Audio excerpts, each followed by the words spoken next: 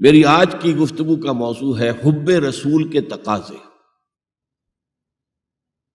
ظاہر بات ہے کہ کوئی مسلمان ایسا نہیں ہوگا کہ جو مدعی نہ ہو کہ اسے حضور سے انتہائی محبت ہے، بلکہ جو عوام ہیں مسلمان، وہ چاہے بے عمل ہوں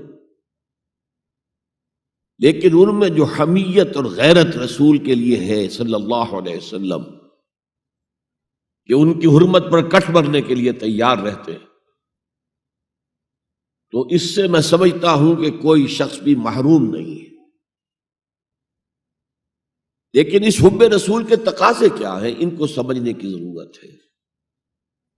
کہیں ایسا نہ ہو کہ ہم تو اپنے تئیں یہ سمجھتے رہے کہ ہم بہت عاشق رسول ہیں، محب رسول ہیں، لیکن آخرت میں جا کر قیامت کے دن ہم پر راز کھلے کہ نہیں، اللہ کو تو یہ شے قبول نہیں ہے، تمہارا دعویٰ رد ہے۔ اس ضمن میں سب سے پہلے آپ کے سامنے ایک فارمولہ رکھنا چاہتا ہوں۔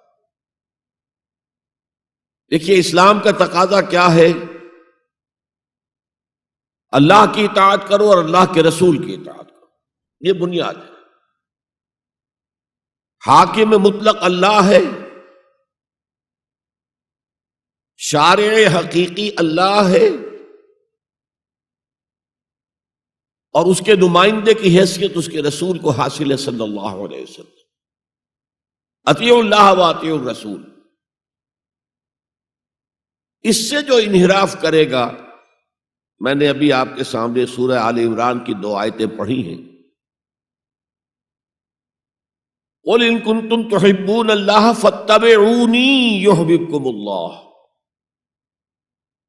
اے نبی، ان سے کہہ دیجئے اگر تم اللہ سے محبت کرتے ہو تو میرا اتباع کرو، میری پیروی کرو، اللہ تم سے محبت کرے گا۔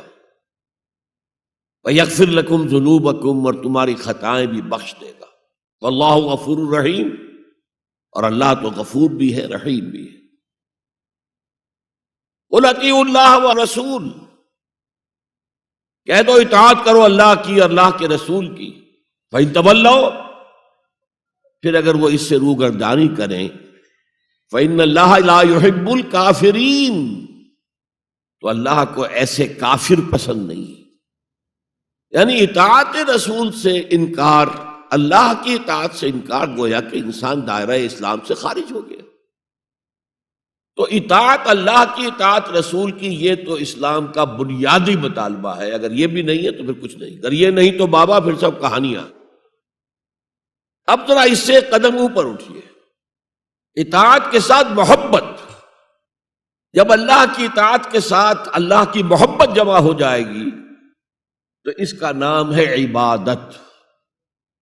امام ابن تیمیہ رحمۃ اللہ علیہ کے جو شاگرد رشید ہیں، حافظ ابن قیم رحمۃ اللہ علیہ، انہوں نے عبادت کی ڈیفینیشن کی ہے۔ عبادت کیا ہے؟ العبادت تجمع اصلین، 2 بنیادی چیزوں کو جمع کرنے سے عبادت وجود میں آتی ہے: غایت الحب وغایت الذل والخضوع، حد درجے کی اللہ کی محبت اور حد درجے میں اللہ کے سامنے گویا کہ پست ہو جانا، جھک جانا، بچھ جانا۔ انتہائی اطاعت، انتہائی محبت۔ انتہائی میں کیوں کہہ رہا ہوں؟ سورہ بقرہ کے 20ویں رکوع کی پہلی آیت ہے، والذین آمنوا اشد حبا للہ، اور جو لوگ صاحب ایمان ہوتے ہیں وہ شدید ترین ہوتے ہیں اللہ کی محبت میں۔ بعد میں یہ تو مثبت انداز ہے، منفی انداز میں جو آیت آئی ہے وہ بہت سخت وعید والی ہے، وہ میں بعد میں آپ کو سناؤں گا، تلاوت میں نے کی ہے۔ فارمولہ یہ ہے، اللہ کی اطاعت جمع شدید محبت برابر ہے عبادت کے۔ اور یہ عبادت جو ہے ہمارا مقصد تخلیق قرار دیا گیا۔ سورہ زاریات کی یہ آیت آپ میں سے حضرات کے علم میں ہوگی، وَمَا خَلَقْتُ الْجِنَّ وَالْإِنسَ إِلَّا لِيَعْبُدُونَ، میں نے جنوں اور انسانوں کو نہیں پیدا کیا مگر صرف اپنی عبادت کے لیے۔ یہ ہمارا مقصد تخلیق ہے۔ اس میں سے اطاعت والے حصے کی صحیح ترجمانی کی شیخ سعدی رحمۃ اللہ علیہ نے، زندگی آمد برائے بندگی، زندگی تو آئی ہے اطاعت کے لیے، بندگی کے لیے، غلامی کے لیے، عبدیت کے لیے۔ زندگی آمد برائے بندگی، زندگی بے بندگی شرمندگی۔ اگر اللہ کی بندگی ہی نہیں ہے تو سراسر شرمندگی ہے یہ، اور کچھ بھی نہیں۔ تو اللہ تعالیٰ کی عبادت جس کے لیے ہمیں پیدا کیا گیا، اسی کی دعوت تمام رسولوں نے دی۔ یا قوم اعبدوا اللہ ما لکم من الہ غیرہ، اے میری قوم کے لوگوں، اللہ کی عبادت کرو، تمہارا کوئی معبود اس کے سوا نہیں ہے۔ حضرت نوح کی دعوت بھی یہی تھی، حضرت ہود کی بھی یہی تھی، حضرت صالح کی بھی یہی تھی، حضرت شعیب کی بھی یہی تھی۔ بس فرق کیا ہے کہ پہلے رسول آتے تھے اپنی اپنی قوموں کی طرف صرف، لہذا آپ کو ان رسولوں کے ضمن میں ملے گا یا قوم اعبدوا اللہ ما لکم من الہ غیرہ، اے میری قوم کے لوگوں، اللہ کی عبادت کرو، اللہ کی بندگی کرو، اللہ کی پرستش کرو، اسی کو اپنا محبوب اصلی بناؤ اور اس کے ہر حکم کی اطاعت کرو۔ یا قوم اعبدوا اللہ ما لکم من الہ غیرہ۔ نبی اکرم صلی اللہ علیہ وسلم پر آ کر، کیونکہ آپ کی بعثت ہے پوری نوع انسانی کے لیے، تو اب یا قومے کا لفظ نہیں رہا، یا ایھا الناس، اے لوگو، اے بنی نوع انسان۔ یا ایھا الناس اعبدوا ربکم الذی خلقکم والذین من قبلکم لعلکم تتقون، اے لوگو عبادت کرو، بندگی کرو، پرستش کرو اپنے اس رب کی جس نے تمہیں بھی پیدا کیا اور جو تم سے پہلے تھے ان کو بھی پیدا کیا، تاکہ تم بچ سکو۔ یہ کیوں کہا دوہرا کر تم سے پہلوں کو بھی پیدا کیا؟ اس لیے کہ اکثر و بیشتر گمراہ لوگ، مشرکین کیا کہتے تھے اپنے رسولوں سے کہ ہم تو بس جی اپنے آباء و اجداد کے رستے پر چلیں گے، ما وجدنا علیہ آباءنا، جس طریقے پر، جس طرز عمل پر ہم نے اپنے آباء و اجداد کو پایا ہے، ہم نے اسی پر چلنا ہے۔ تو واضح کر دیا تم بھی مخلوق ہو، وہ بھی مخلوق تھے، تم بھی انسان ہو، وہ بھی انسان تھے، تم سے بھی غلطی ہو سکتی ہے، ان سے بھی ہو سکتی تھی۔ لہذا یہ اصول نہیں ہے کہ جو بھی آباء و اجداد کی ریتیں ہیں، رسمیں ہیں، طریقے ہیں اور جو ان کے عقیدے ہیں انہی کو آپ لے کر چلیں، بلکہ آپ تو تلاش کریں صحیح عقیدہ کیا ہے، صحیح زندگی گزارنے کا طریقہ کیا ہے، اس کو اختیار کریں۔ یا ایھا الناس اعبدوا ربکم الذی خلقکم والذین من قبلکم لعلکم تتقون، تاکہ تم بچ جاؤ جہنم کی آگ سے۔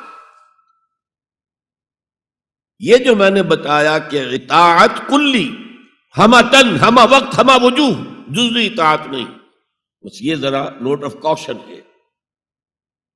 اگر ہم اللہ کا ایک حکم مانیں گے، ایک نہیں مانیں گے، یہ جزوی اطاعت ہے، یہ اللہ کو قبول نہیں ہے۔ اللہ کی طرف سے تو یوں سمجھیے کہ پیکج ڈیل ہے، ٹیک اٹ اور لیو اٹ، لینا ہے تو پورا لو ورنہ دفع ہو جاؤ، اللہ کو تمہاری ضرورت نہیں ہے، تمہیں اللہ کی ضرورت ہے۔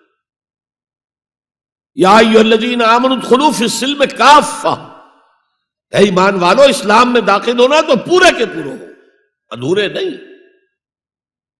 اور سورہ بقرہ کی آیت نمبر 85 کے اندر تو جو وعید آئی ہے، افتؤمنون ببعض الکتاب وتکفرون ببعض، کیا تم ہماری کتاب، ہماری شریعت کے کچھ حصے کو مانتے ہو اور کچھ کو رد کرتے ہو؟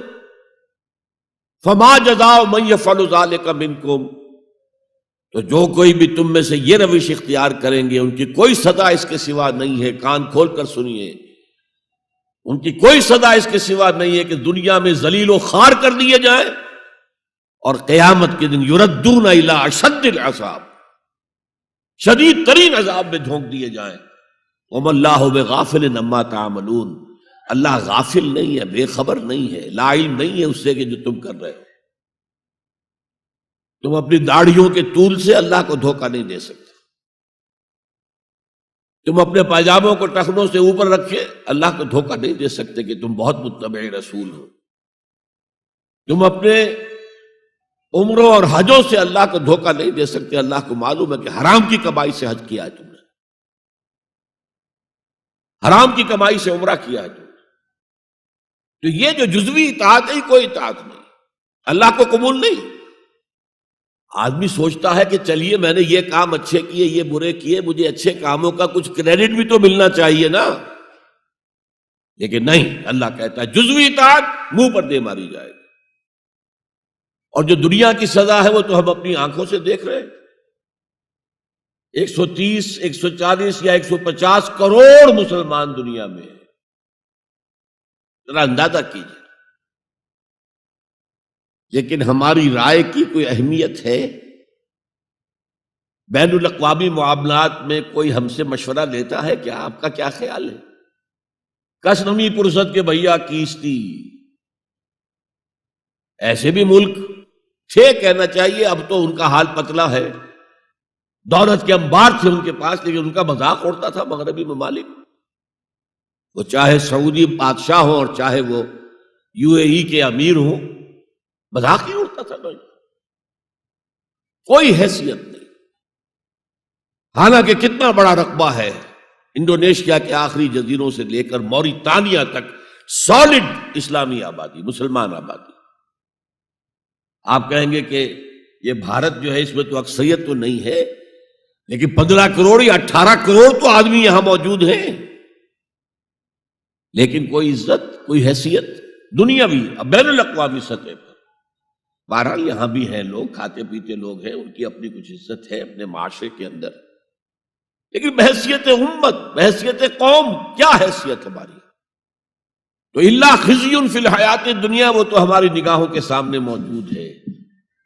اب قیامت کے دن کے بارے میں جو دھمکی اللہ نے دی ہے، وَيَوْمَ الْقِيَامَةِ يُرَدُّونَ إِلَىٰ أَشَدِّ الْعَذَابِ، قیامت کے دن شدید ترین عذاب میں جھونک دوں گا۔ اس پر اللہ سے معافی طلب کی جا سکتی ہے، دعا ہی کی جا سکتی ہے، اللہ ہم پر رحم فرمائیے۔ خليل بالقرآن هو إمامنا على هداية الله آمتنا، كلام ربنا هدايتنا، عطاء جبريل على رسول